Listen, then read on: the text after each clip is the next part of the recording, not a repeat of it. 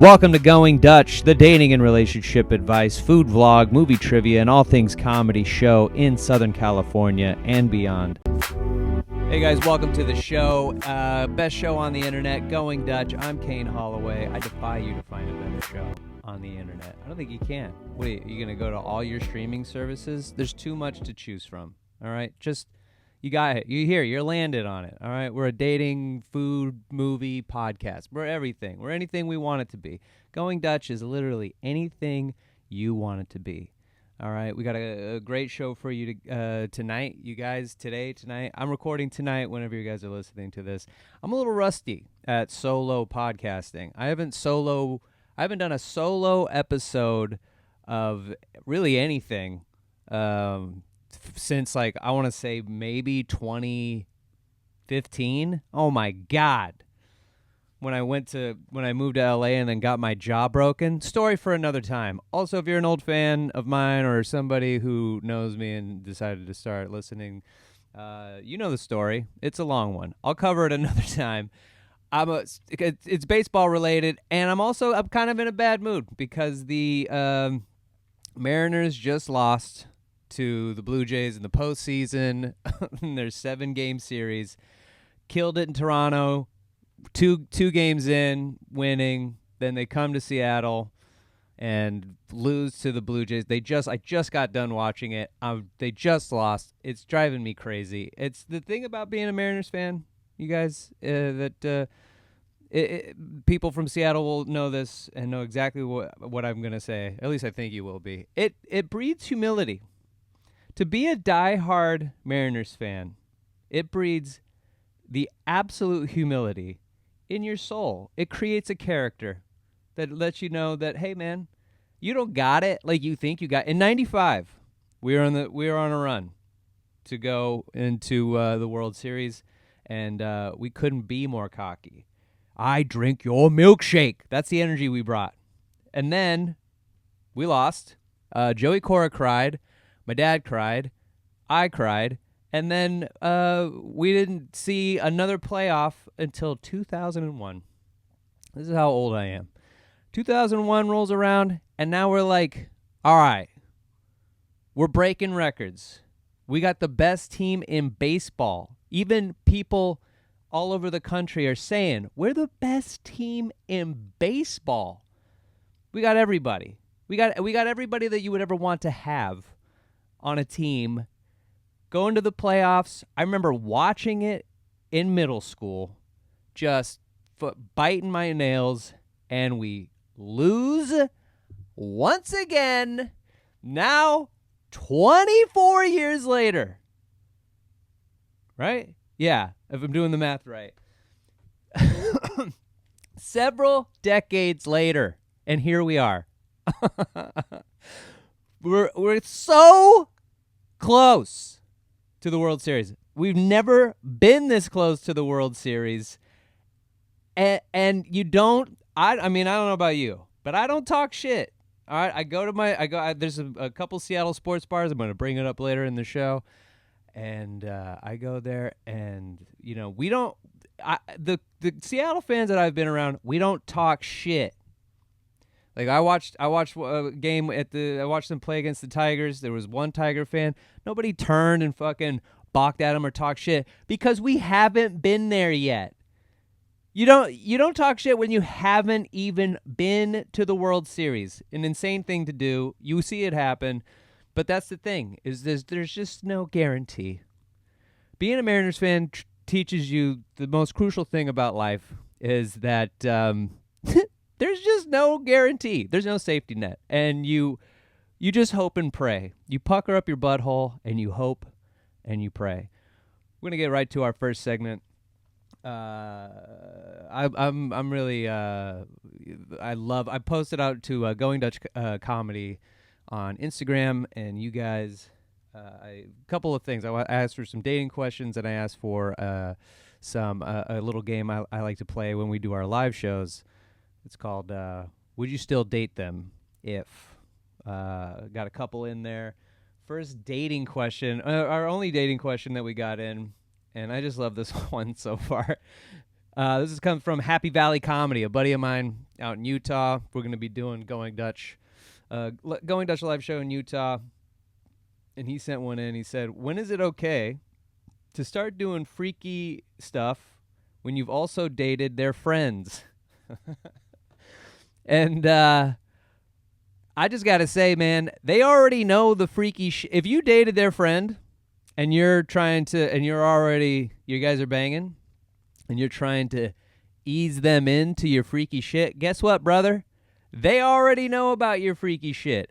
They got pages on pages on pages of what it is, the weird shit that you like in bed.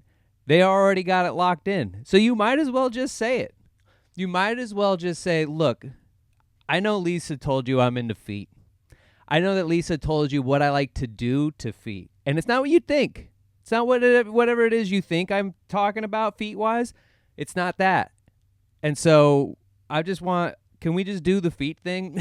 I know you know about the feet thing. Girls talk incessantly about the weird, crazy shit that you do. I'm trying to think of a weird, kinky thing. I don't think I've ever dated a girl and then their friends. I mean, I've dated comedians. Don't do that. If you're a comic and if you're just starting out and you're watching this show, guys, don't date comics. Ladies, fellas, everyone, don't date in the community. Don't do it, because you're gonna make jokes about each other. It's gonna get hostile. And comedians are freaky. Comedians are weird ass nerds who finally got a chance to have the spotlight on them, and now people start talking to them. They think they're cool. Then they start to get laid, and now they want to do the weird, kinky shit that they watch on Pornhub. And just don't date those guys, because then they're gonna they're not only will they tell all their friends, they're gonna tell everybody on stage. So I just would I would keep it kosher. And also for you, if you have dated the friends, again, if you're into double digit butt stuff, then or full fists, whatever it is you're into, brother, they know about it, and they still are willing to do it with you. They're still willing to go out in public with you. They heard about the weird shit you're into, the stuff you do with ears of corn, and then they thought to themselves, yeah, all right, I'll grab a coffee with this guy. So they're down. They're already down. You might as well just pull the trigger. You might as well just say, look, here's a list. Here's the order of the list that it's in. It goes anal, pegging, nipple clamps, Nas. Just tell them. Just say that you know that they know. Say, I know that you know that I know that you know. So let's do the weird, crazy shit. Buckle up. Literally, buckle it up and get downtown. I hope that helped you with that dating question. And I hope and pray that it goes well. I hope when you introduce the weird shit, she's like, oh, hell yeah, brother. I've been waiting. I've been sitting in the wings, waiting for when is he going to say it. I'm already ready to go. And I hope it's just you guys blow each other's minds. There's nothing better than when people match each other's freaks.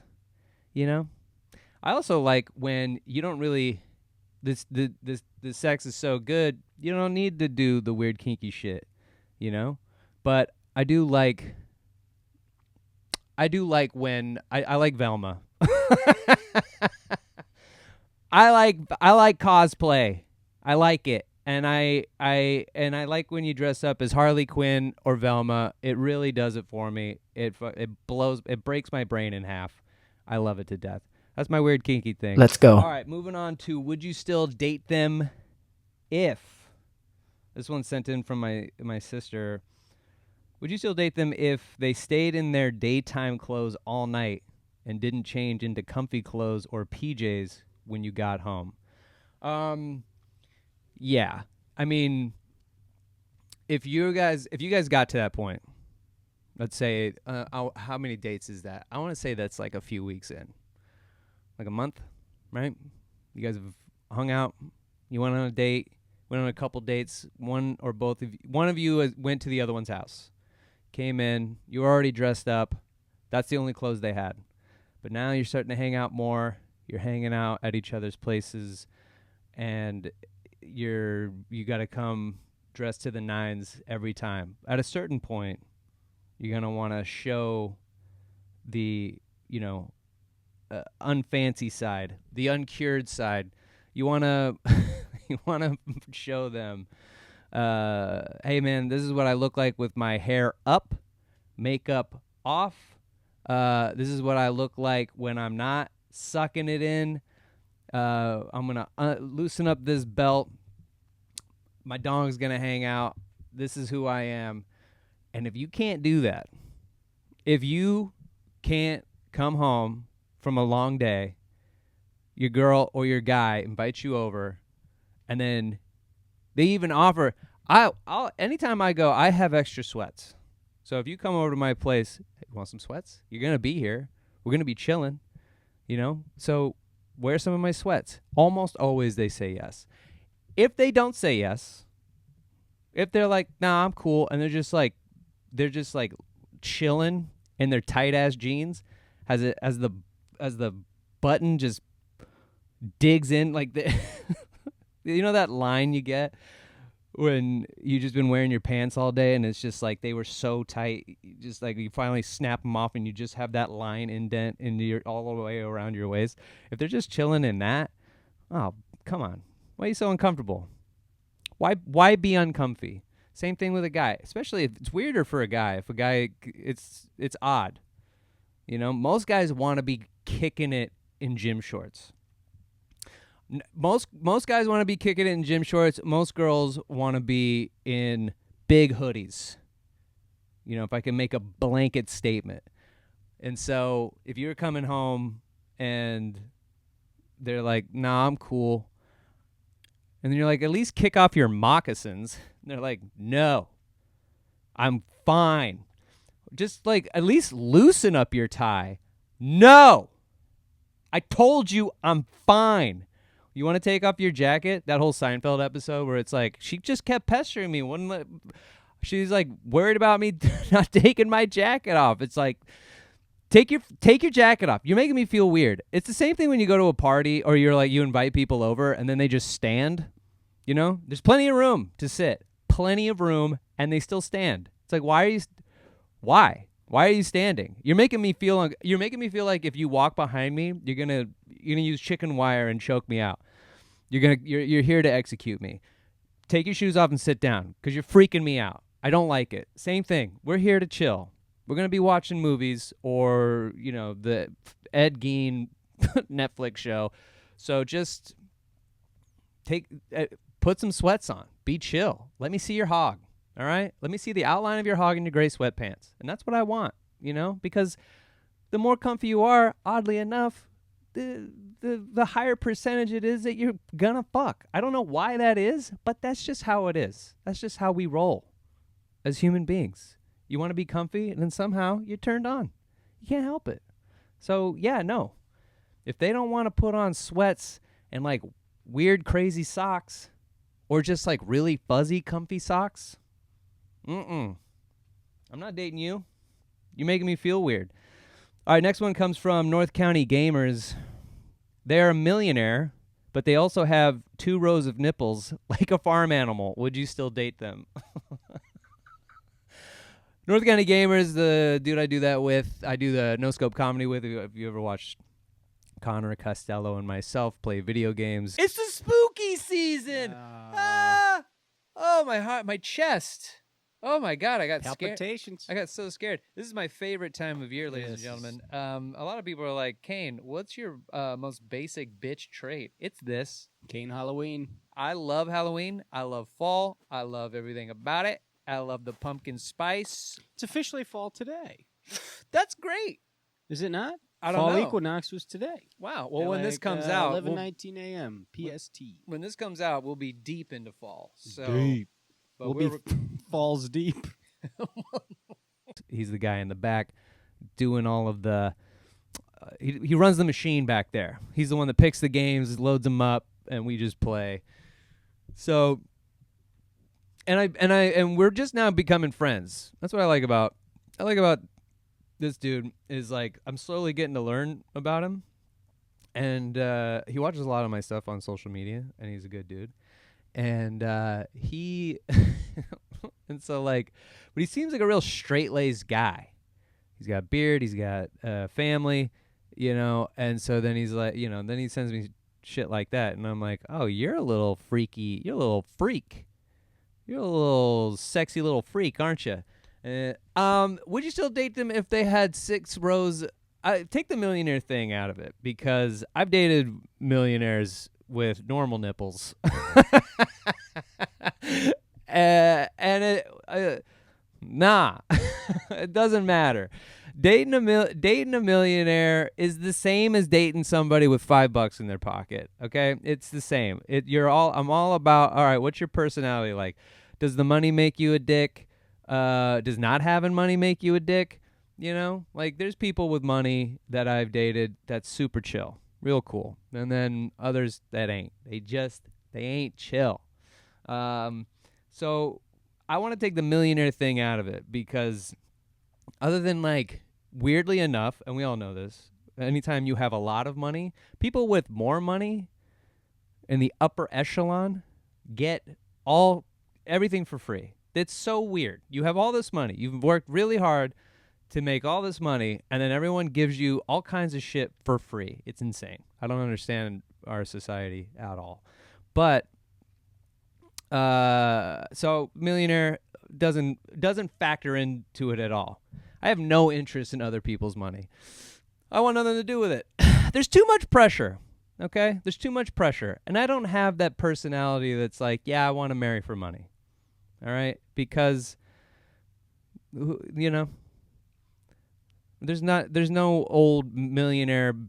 There's not an old lady that is like, yeah, you can be a kept boy. And I'm also getting too old to be a kept boy. All right, I'm almost 40. So it just doesn't factor into it at all. I'll make my own money. That's fine. The nipples. I would like to change it to they're great. Everything about them. They're cool as hell. They think you're hilarious. You think they're hilarious. You guys like a lot of the same things. You hate a lot of the same things. You guys want to do the same shit. You guys kind of have everything locked in.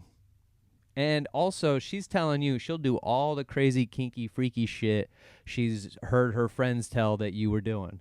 She is down to clown. Also, she takes her shirt off. So then, and then I would have to say then, because as a guy, it would be straight all the way down, right? It would just be like nipple, nipple, nipple, nipple. So you'd have, so it'd just be like bing, bing, bing, bing. But for ladies, would it be then like 3 sets of tits? Would they be all the same size? And do you give them each a bra? And also, you would notice that. Like at a certain point, you'd be like, hey, why are you always wearing ponchos? What's going on? What's going on down here? And then they show you they have 3 sets of breasts, 3 sets of nipples, but God, they're cool as hell. I don't know. Then it just becomes a materialistic thing. But I'm a boob man, so I'm going to have to go with yeah. If they're chill as shit, if they're the coolest girl out there and they got 3 sets of tits, a Total Recall thing, like a somewhat Total Recall. I get to date the chick from Total Recall, but instead of 3 tits in a row, it's 6 tits. I'm saying tits a lot. Yeah, I would date them. I would date him. All right. Moving on to the last one. This one comes from Luis Alvarado. He said, would you still date them if they only go in raw? All right. Yeah. I don't know. Since my divorce in 2020, I was doing 8 years of. Well, I was doing 8 years. I was doing like a handful of years raw. Birth control, and all the tests that you do to then say like, I'm clear to play. And then she got off the birth control, and then it was Condom City. And that sucked hard. Now, the thing that did surprise me about the dating scene after we broke up was how I never, and I thought I would hear this often. I thought as soon as I was like dating, like started to date someone and we got to that point and we were fooling around, she would pull back, because you see it in movies all the time. You see it in movies. And after dating someone for 8 years, I'm like, I don't know. I don't really know what the scene is like. I don't know what the dating scene is. I don't know how people are. I only know her body, her, like, what we like, what we do, yada, yada, yada. So then I thought, now that I'm in the dating pool, doing, once we're getting into it, I'm going to constantly hear, do you have a condom? Do you have protection? Do you have some protection? I thought I would hear that every single time. I didn't hear it once. Not one time. I was shocked at how I never heard it. It was insane. I'd be with a girl, clothes would come off, and next thing I know, we're going. And every time I'm like, we didn't chat. And then we'd split up, and then you go get checked, and then you cleared to play. And those checkups every single time. No, I'm not necessarily. I don't. Of course, like everybody, I don't want to wear condoms, but well, if no one cares, then I'm not gonna bring it up. That's like stumbling upon a bag of money in your living room. What am I gonna go? Turn it into the authorities? No, I'm gonna lock my door and find a good hiding spot. Same thing with this. I'm gonna be grateful. I'm not gonna look a gift horse in the mouth. And then, just like that old Patrice O'Neal joke, please God, just not AIDS. So yeah. Given my track record, yes, of course I would date them. I would still date them if they only went in raw, because my track record is I'm the guy that only goes in raw. But so down for a conversation. Anyway, moving on. I'll be right back.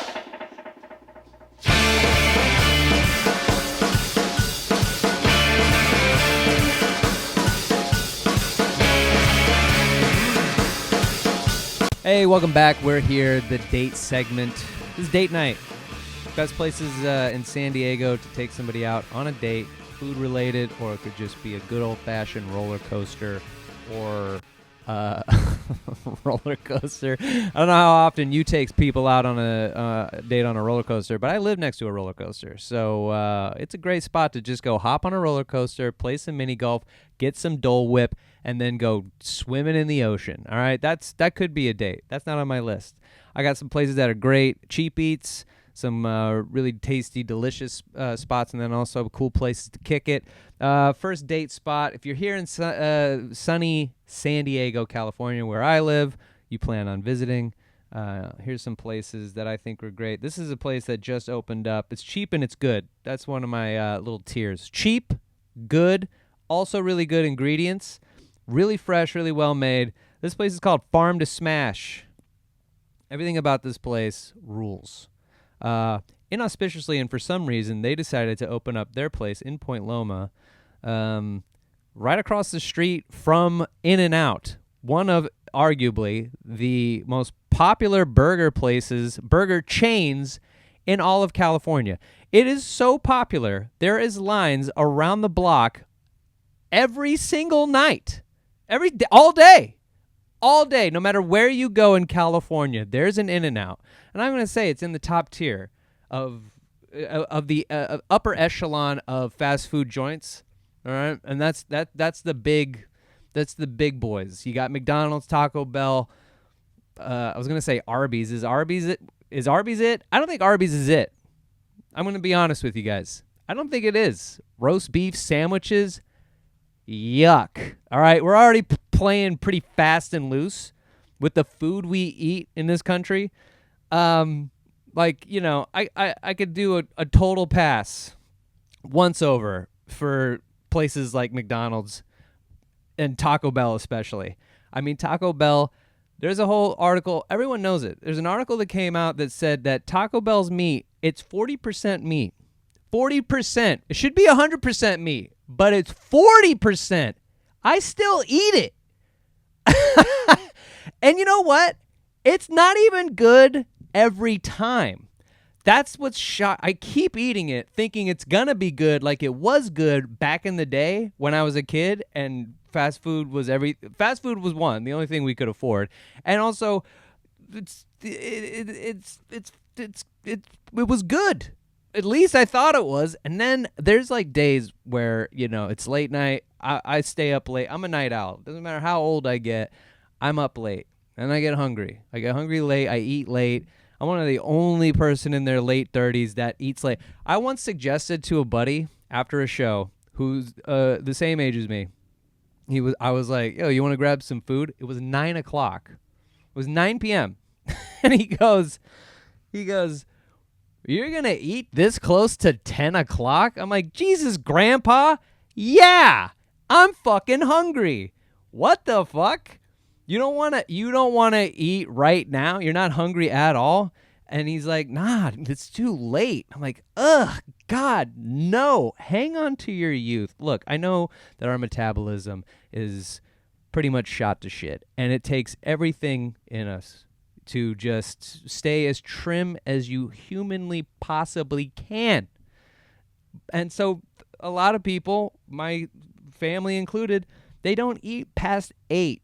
And it makes me so sad as a person who doesn't have a family and just basically is a joke teller for a living.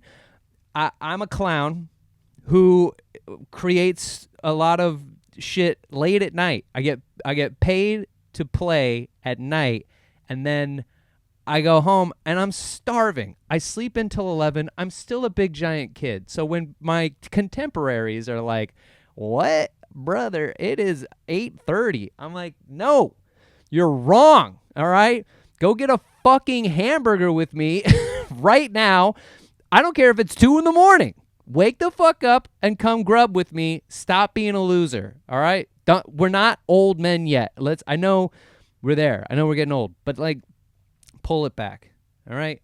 So look, that was a whole tangent. Farm to Smash is really incredible. Their ingredients are really, it's in the title. It's farm raised beef. It's all of the vegetables are really crisp, delicious. They do their own In-N-Out style fries. And they have like really good sauces. They have like a big array of sauces. Their milkshakes were sick. It's a really great spot. This is a spot, even though the ingredients are good, and I didn't really feel, I ate a lot, and I didn't feel like gross full afterwards. But I will say, this is you weren't planning on fucking spot, because you're still eating greasy hamburgers. So, you know, don't expect that this is a lunch date. This date, you go, you're grabbing a really delicious bite for lunch at midday, but don't plan on smushing when you're done, unless you're an absolute monster. And I know a lot of guys like that. I used to be a guy like that, but just don't. All right, Farm to Smash, insane. Point Loma, check it out. Next spot. This is a little more fancy, but also cheap and good. This is a spot. It's called. I got it right here. Ironside. It's in Little Italy, and they have a happy hour that's 3 to 5 dollar oysters. And I know you're probably thinking, if you're not even an oyster fan, and if you are an oyster fan, you're like, yuck. Because I don't know how you feel. I feel like when there's the dollar menu at your fast food place. I feel this way, even though I'm one of the people that's like, yeah, I have $1. I should probably use it to eat a cheeseburger because I'm starving and poor. But I don't think food should be $1. I think I need it to be at least over $5 for me to feel comfortable with what it is that I'm putting in my body.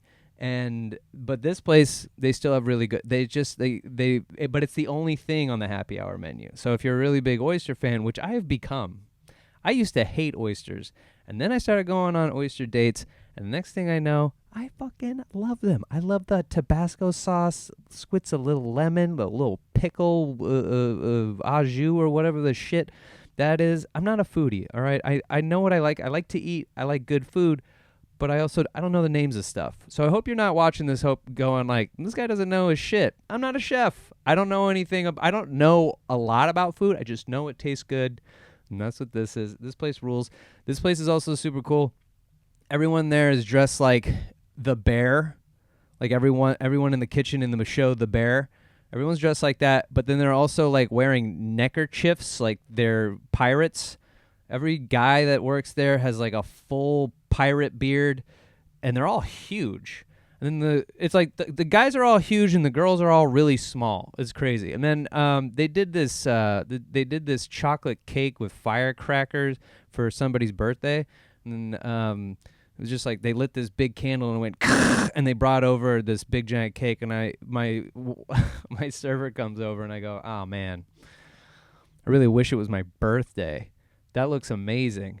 Next thing I know, she brings me over a birthday cake. She started singing happy birthday to me. She was so cool.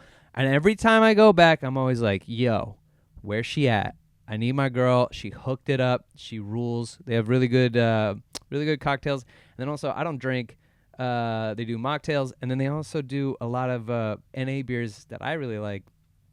Athletic is a really good beer that's like creeping in. They do hazies, IPAs. Tastes like beer, but doesn't get you drunk. So if you're a sober guy like me, you'll love this place. It's fancy, and if you stick to the oysters, they do I think it's like 36 total. So if you were planning on eating nothing but oysters, and I think they say oysters are an aphrodisiac. Take her on a Wednesday. Get her 36 oysters. Fill her belly with nothing but oysters. Everything else on their menu is really good. They got really good tuna tartare, and then they also have like really good salads. So it's just like this fresh place. This like everything's fresh and good. It's right on the water. Little Italy is cool. They have a lot of great spots. It's the only spot that's not like specifically Italian on that block. So go to Ironside. It's cool as hell. Last but not least, this is a party spot. So this is a date. They might have. They do have food. I did actually eat there. I was gonna say I don't think I ate there. There's a place in Hillcrest called Our Place. The letter R Place. It's great. I love telling people I'm going to Our Place. I love saying, "Hey, you gonna watch the game at Our Place?" Seattle, the people that own it are from Seattle. They're Seattleites, moved to San Diego, and then opened a bar. It's not necessarily a gay bar, because Hillcrest is, if you don't live in San Diego, it's notoriously the gay area. And it's not technically a gay bar. It's more of like a Seattle sports bar. But there was a bartender there who... And if you have listened to me for as long as I've been doing stand-up, you know that one of my big gripes with the gay community is they don't hit on me. They don't give me the time of day. And it makes me feel real ugly. It makes me feel real sad. It's like, hey, take a shot, all right? I don't understand. You're making me feel real bad about myself. I feel like the ugly duckling. I rolled into Our Place first time to watch the Mariners in their postseason run against Detroit, and one of the bartenders was like, "Whoa, this dude in this like crop top, long black hair. He looked like Eugenio Suarez. He looked exactly like him. Little nose ring, which I was like thinking, oh man, maybe I'll get a nose ring. But as you get closer to 40 and you're just now getting a nose ring, I feel like everyone's gonna talk about it, and they just won't accept it. If you do that shit at 21, everyone's like, "Ah, yeah, all right." But I'm gonna get a nose ring at 39. What am I, fucking insane? Anyway, he goes, "Whoa," to me. You're a hottie, and you're not even my type. And I was like, "Oh, that's so nice of you to say. What typically is your type?" And he's like, "Huge black guys." I was like, "Oh, I could see how you'd be also attracted to me." And then he laughed and I laughed, and then I was like hoping for more, and then he goes, "What can I get you?" And I was like, nah, that was it. That was as much as I was going to get. I thought he would probably push a little bit more, but to my detriment, all of my gay friends have always told me, "Guy, you're just too straight presenting." And look, I even got my nails painted. For everyone watching this, not listening to this, I painted my nails red, all right? And I know that that's a stereotype, and I'm leading into stereotypes, but I can't help it. Hey, somebody try to bang me just so I can say, "No, thank you, I'm straight." Everyone just assumes. It's very upsetting. I've talked about this ad nauseum. Anyway, great spot. They have this like cool front room that's like small and intimate, and then they got this back room that's like kind of set up like a haunted house, which was really cool to walk into. And then it's really fun to watch Seahawks games there in that back area. It's cool to watch. It's like, and it's slowly becoming known for being a Seattle sports bar. And I'm going to do everything in my power to make sure that that continues. So if you're in the Hillcrest area, you're looking for a cool Seattle sports bar, or just like a cool joint in general, the owners there are really cool, and the staff is really sweet and really nice and very complimentary.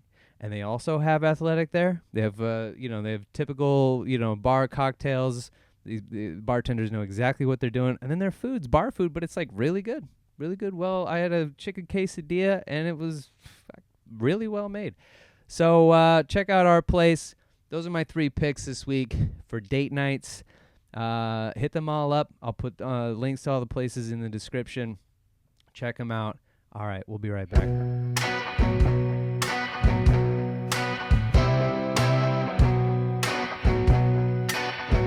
Welcome back. It's movie night. We're in the movie night segment. This is where I tell you about what movies I think you should be watching. If you're planning on having a cool, chill night out, going to the movies, which is becoming a dead art form. A dead date idea is going to the movies. God, makes me sad. Or if you're having a night in where you're trying to watch some good, wholesome, fun movies. I don't know. If you could see in the back, I have Jason Voorhees' head in my right behind me. So the theme of this is some of the best and worst horror movies to watch in the month of October. On dates, what I think would be a really great date. I rank all these movies as first dates. It's a movie that's so good that you would risk a first date on it. You gotta watch this movie. It's incredible. I like you. I think you would love this movie. Or it's a third date movie. It's okay. It's fine. But maybe we make out during it. Maybe this is the time that we just smush. We get it in. We go in raw during this movie. It's a good movie, and then maybe we finish, we go, "Oh, yeah, let's watch the rest."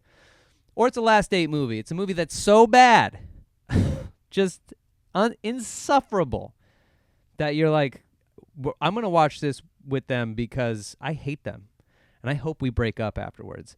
So these are my list. Now, what I've been doing is, for some reason, I'm a glutton for punishment, and I decided that I was going to do a scary movie every day in the month of October. This is as I'm recording this, the 16th, so I'm like 16 deep, but I'm going to share with you my top 8 for the first 8 days of October. I'm going to do all 31. It's 31, right? Let me check my calendar. Yeah, it's 31. It's always been 31, dummy. So these are my top picks.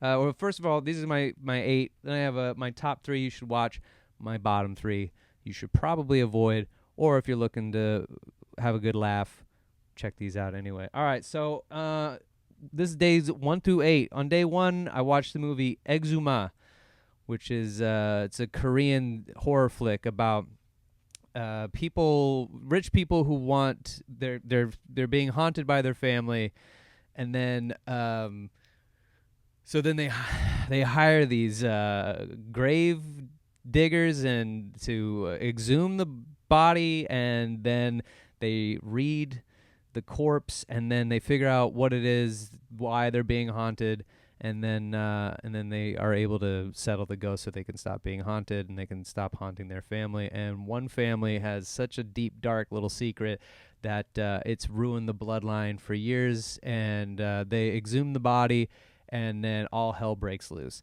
It's like such a cool idea, and I was like really intrigued for most of it. And then halfway through, it becomes this weird monster movie. And then I was like not on board. It stopped being scary and it started to be really ridiculous, really silly. And I was like so stoked for it because I love the dude, the guy who was the main character in Oldboy. He plays this like old man character who has all the tricks, and he's like the wise old sage. He's the Obi-Wan of the exhuming. I mean, it was like really cool, really well shot and all this shit, but then like it just stops being fun and scary after a while, and it just starts being weird. And I didn't like it as much as I thought I was. Still pretty decent. Day 2, I watched Friday the 13th, A New Beginning. I have made it a point to watch. I've watched every Halloween movie. I love Halloween, the movie franchise. I love Halloween in general. All of October. I'm such a basic bitch. This is the most basic bitch thing about me, is that I love Halloween. Pumpkin spice. I'm all about it. I love fall. I love sweaters. All right? I love a good book. I like a bubble bath. Give me a fucking break. So I was like, well, you know what I don't know a lot of? Because I've only seen the first Friday the 13th movie ever. And then Freddy vs. Jason, I saw that one. I don't know anything about Jason Voorhees or why he has 1,000 movies. So let me start watching. And I watched from one again all the way to this one, Friday the 13th, A New Beginning. The one prior to this, Jason is killed. So then from the Corey Feldman, for you 80s babies, right? Corey Feldman shaves his head and then kills Jason Voorhees, and he's dead. He's no longer a factor. So in the next movie, he's a grown. You see Corey Feldman have a dream that Jason comes back to life, and then we zoom years later to an adult version of Corey Feldman's character, Tommy, who then is like going to a mental institution in the woods. Every single one of these movies has to take place in the woods. Why? They all do. They all take place in the woods. At a certain point, stop, and they always take place in Crystal Lake. Even they'll rename it. They'll rename it to a different town. They'll try to rename Crystal Lake to something completely different, and then people will get murdered. And then you're like, well, why are people getting murdered? And they're like, well, this used to be Crystal Lake where Jason killed a bunch of people. And you're like, stop going there. You're gonna die. But there's a mental institution in the woods. And then Tommy he's having a mental breakdown, and he thinks that Jason is running amok. And he is. Jason's there in his hockey mask, full glory, going around running amok. And this is an insane movie with the dumbest twist I have ever seen in my life. First of all, I don't know if you guys want to see it. I won't spoil it. Go watch it, but it drives me crazy. It drives me nuts. I don't understand how and why this is a franchise. I don't get it. It's insane. I'm about to watch Jason Takes Manhattan, the 8th movie in the franchise. He's finally out of the woods. Literally. He's going to the metropolitan area of New York City. I have no idea what's going on or what's going to happen. Obviously, I've never seen the movie, but I can't imagine it's going to be good. And then after this, the next one is Jason goes to hell. So for 7 movies straight, he's just in the woods, killing campers and hot college co-eds who are banging in tents. He's just mowing them down. Then he takes one little detour out to New York City, and then his next pit stop is fucking hell. And you know where he goes after that? Space. God. And this one, yuck. All right, moving on. Number 3. Late Night with the Devil. This one I thought was going to be, again, I thought it was going to be like really captivating and cool, but there's something weird about the acting in it. This movie is about how like a rivaled late night talk show, like a Johnny Carson rival late night talk show, was like losing steam after the talk show host wife has died, and so then his ratings start to take a dip, and so then he decides that he is gonna interview a possessed girl, and I'm like, okay, I'm like everything about the concept is like, all right, cool, like and it's all like found footage in the, like, you're watching an unreleased episode of this talk show, so it's like a really cool version of a found footage movie, but then it's like all the acting is, the comedy's bad, because here's the thing, writing a movie about comedians doing comedy is really hard because it's made up people. Writing material for a fake stand-up comic is almost impossible because they're not real. So you're writing jokes of a person's perspective who doesn't exist. Same thing. This is the same concept. So the jokes don't land for me.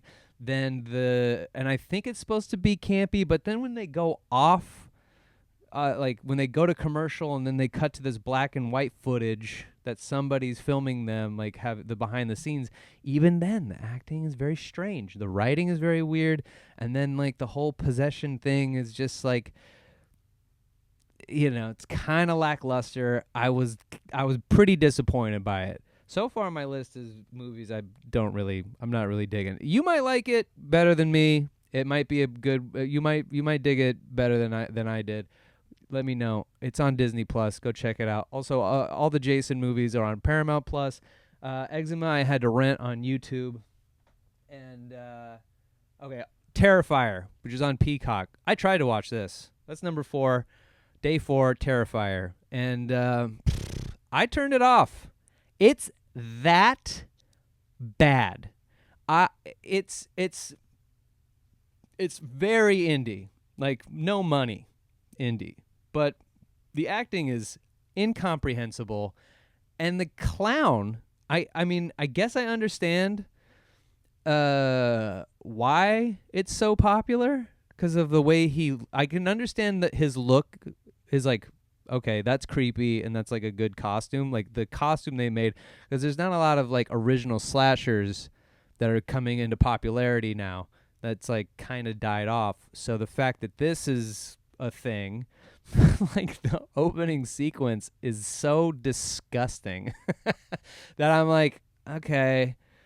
And it's not even, the Terrifier isn't even the one who did anything. And it's still like the opening of that Terrifier 1, I was like, ugh, gross.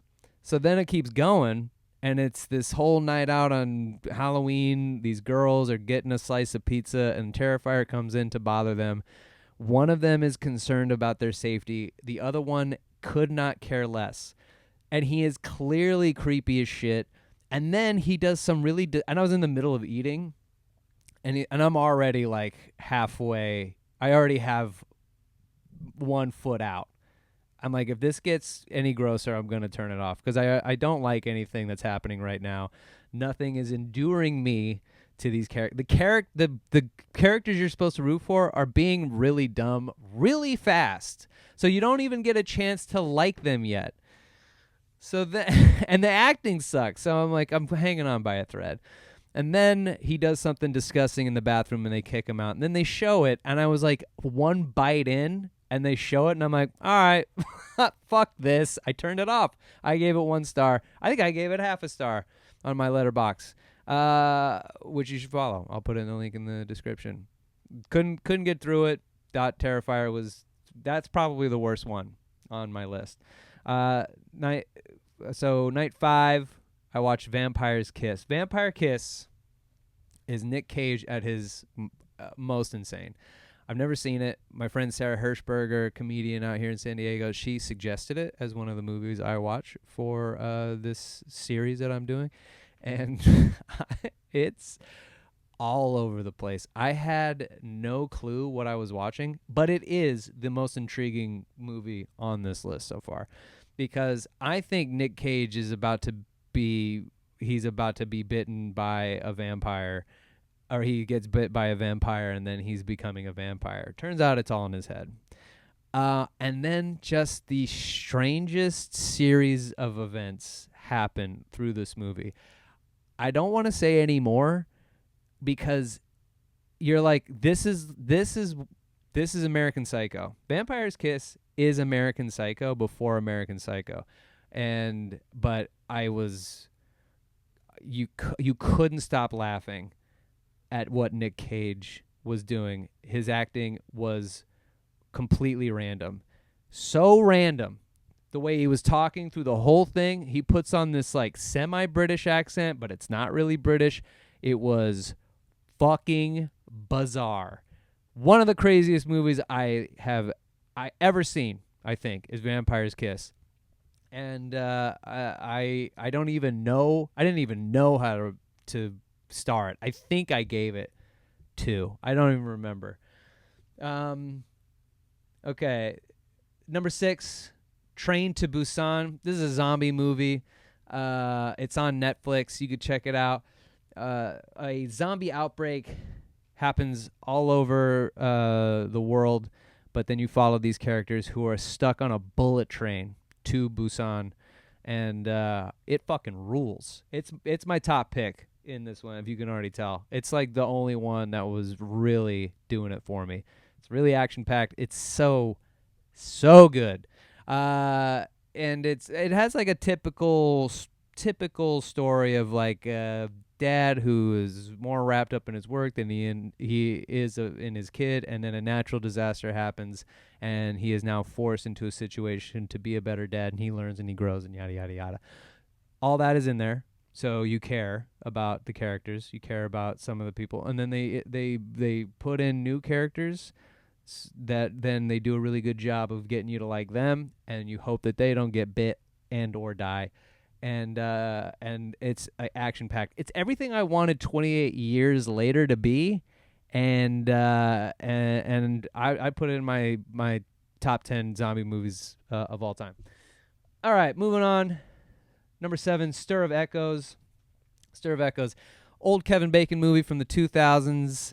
I say old even though I'm from that time. From the 2000s, Kevin Bacon's Chicago grunt pipe worker guy. I don't know exactly what he does. We never see him at work. Anyway, he has a small kid and a loving wife, and they live in this like cool block. They rent a house from these people who like want to have like this like really tight knit cul-de-sac, and they throw like 6 block parties throughout this entire movie's run. It's crazy how many parties they go to in this movie. And then he gets hypnotized at one of the parties, like at the very beginning, and it opens a door for him to communicate with the dead. And then it becomes this mystery as to what he's being told, why he's being, why he's able to hear him, and what the ghost wants. And then it becomes this really cool mystery. I love this movie. I've always loved this movie. I think it's incredible. I've seen it before many, many times, but I wanted to watch it again for this one. I haven't seen it in a while, and it still fucking holds up. This one rules. All right, last but not least, Arcadian. This is a movie that's on Disney Plus, Hulu, whatever. If you have the Disney Plus Hulu package, my sister has it, and I use her code. I have I have my own profile setting up there, and you can't have mine. But you should get a sister who has Disney Plus and then use theirs, because that's what I do. Anyway, so Arcadian is another Nick Cage movie. It's a post-apocalyptic Outbreak. It's also weird. This one's half good, half kind of okay. The half good stuff is like Nick Cage is really subdued. He's old. This movie came out I think last year. He's a little older. He's a dad, 2 boys, and one boy is impetuous. You know, he's in love with one of the girls that lives many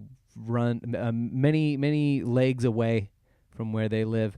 They can hang out in the sun, but when it gets dark, you're supposed to stay inside because there's this unseen monster. And then there's like this really cool scene, this like really sweet, well done scene where one of the son, the oldest, who is in love with one of the girls in the movie, they do this cool scene where they go, let's play what happened to how the world ended. It's called Bad Apocalypse, I believe. And then they have 10 seconds to say how the world ended. And it's like exposition of like telling you how the world ended, but then it's like her turn, she does it. She says a version. Then it was his turn, and he says something completely different. So you don't have like a real clear-cut idea of what happened to make the world end. You just know that the world's kind of over, and the survivors have to fear this underground monster. And then you finally get to see the monster, and it's fucking crazy. They are insane, and I wouldn't expect anything less from a Nick Cage movie. They are truly unlike anything I have ever seen in an apocalypse movie. They're gross and weird. You gotta watch it to know what I'm talking about. I can't explain it. They're like hairy spiders, but they're not, with horse faces. You just gotta watch it. But also, it's like some of the story, some of the things they do, you're like, you're not doing what a normal person would do in this situation. You're actually actively you're trying to die. And characters are also like out of nowhere really evil, even though they never showed signs of it. And were some of them barely on screen, and all of a sudden they're just like evil. So there's like tension that is happening that you don't feel like has really been built to, but the tension is in when these monsters do show up. So it's like half good. So I'm going to say, here are my top 3. Top 3 is Train to Busan, Stir of Echoes, and I wrote down Late Night with the Devil, but now I think I'm going to walk that back. I think I'm going to go yeah, I guess it's Late Night with the Devil. No, yeah. Train to Busan, Stir of Echoes, Late Night with the Devil. Those are my top 3. Train to Busan, that's a first date movie. Stir of Echoes, first date movie. Late Night with the Devil, third date movie. My bottom 3, Vampire's Kiss, Friday the 13th, A New Beginning, and Terrifier. Vampire's Kiss is a third date movie. Friday the 13th, A New Beginning, last date movie. Terrifier, last date movie. I don't even know how it ends, but I know that if you want to break up with somebody, this is the movie you watch. Those are my picks. Thank you guys so much for watching the show. You can follow me and all my stuff if you're at all interested in seeing upcoming shows that we have. I am going to be doing a live Going Dutch show with very funny comedians from all over the country at a spot in North County, San Diego called Weir Beer. I've done shows there before. I'll be doing some more shows. I'm going to have the owners of Weir Beer on the program. November 14th. Tickets are also in the link in the description. You can follow me at Kane Holloway, and you can find the links there. We'll be posting clips and my rankings and all my shit, all my reviews, my date spots, all of that at Kane Holloway. If you're interested in my other podcast, No Scope Comedy, it's a mostly video podcast as of right now, where me and my buddy Connor play video games with North County gamers, and it's just good old-fashioned fun. We're just having a good old-fashioned good time. I love doing the show. And then also in November, late November, I'm going to be doing a show in Utah with Happy Valley Comedy and my good buddy Short Jake, who's been on this podcast before as my co-host before he moved to Utah. So a lot of cool shit coming up. Thank you guys for checking it out. This was my first solo episode back after just not doing it at all for so long. I said I would never do it again because doing a solo podcast is hard as shit. And then I got a bug up my ass and I was like, nah, I really want to do this show specifically. So I hope you guys enjoy it. I had a lot of fun. Thank you guys for checking it out. I'll see you guys next week. All right. Goodbye.